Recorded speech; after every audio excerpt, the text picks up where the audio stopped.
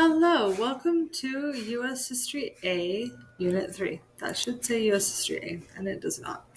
But we'll still go with it, it's okay.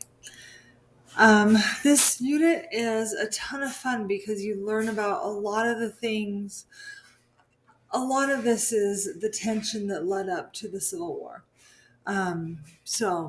As we go through this, make sure that you are remembering about the colonies, remember about the different regions, remember about how each region had kind of its own little quirky things that it did, and how they all led to the Civil War, and then we'll talk about how everything led to the Civil War. So, first, for lesson 11, we talk about Jacksonian Democracy.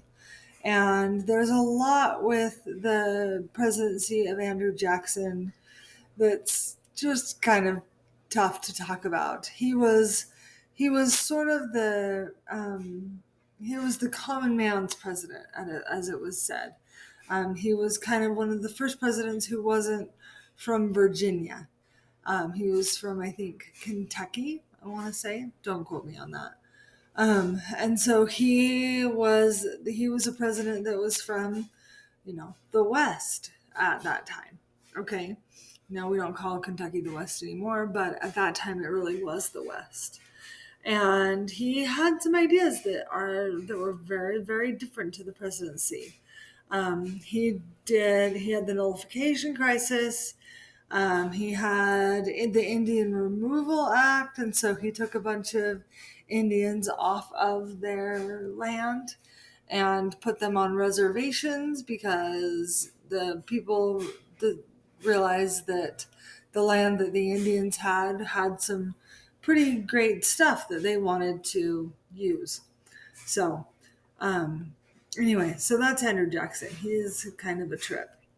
And then you had Texas that wanted to become its own state. We don't want it to become its own country. Sorry, not its own state, but wanted to become its own country.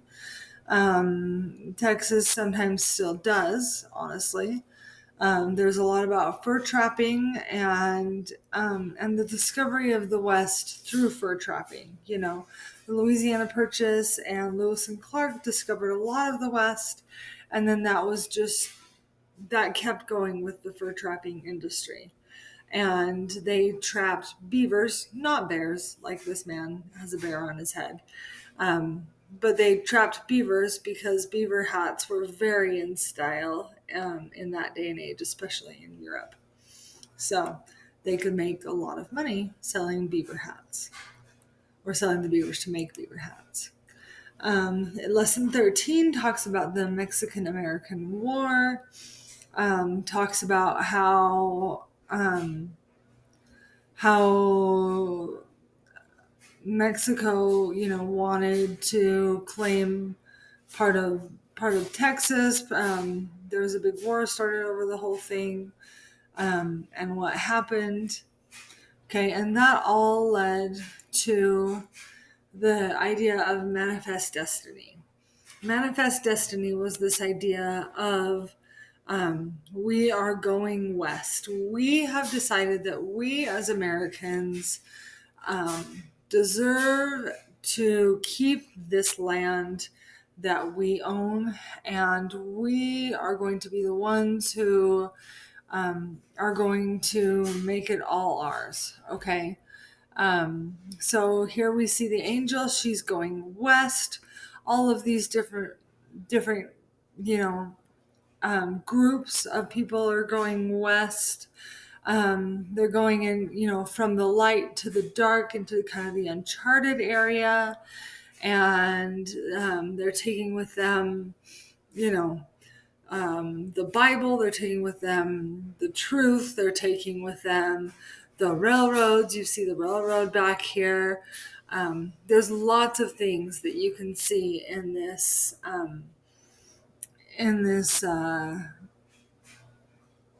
this right here that show what all is going on.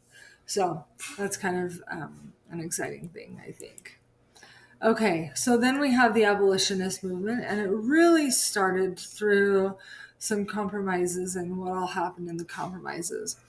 The Compromise of 1850 said that the Missouri Compromise said that um, that except for Missouri, except for anything that was already north of that line, any slavery needed to stay south of that line. Okay, and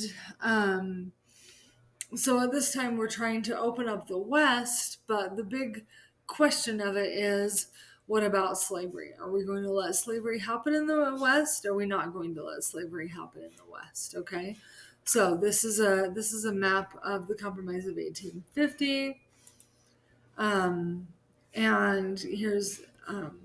here's another map of it. It's interesting to see how it all played out. And there were a lot of things that led to the abolitionist movement. Of course, people in the North were against slavery because they didn't need slaves. Okay, people in the South relied on slavery because the cotton gin had been started in the South, and they could make money on the cotton. Okay, but they didn't want to be the ones in the fields getting the cotton. That was the labor for the slaves in the you know in their economies. Okay. You also had stuff like the Dred Scott decision, which said that this this man, Dred Scott, he sued for his freedom, and the court said that he was not allowed to sue for his freedom because he was not a person and therefore could not sue. You had things like the Underground Railroad. You had things like Uncle Tom's Cabin, Bleeding Kansas. There's a lot of things that were going on at this time to um, to make it so that there was a lot of sectional conflict over slavery and over states' rights and over everything that really made everything happen in the Civil War. Okay. So, if you have any questions, please let me know. You don't have any projects for this unit. Your next project is for Unit 4, and I will talk to you later. Thanks so much. Bye.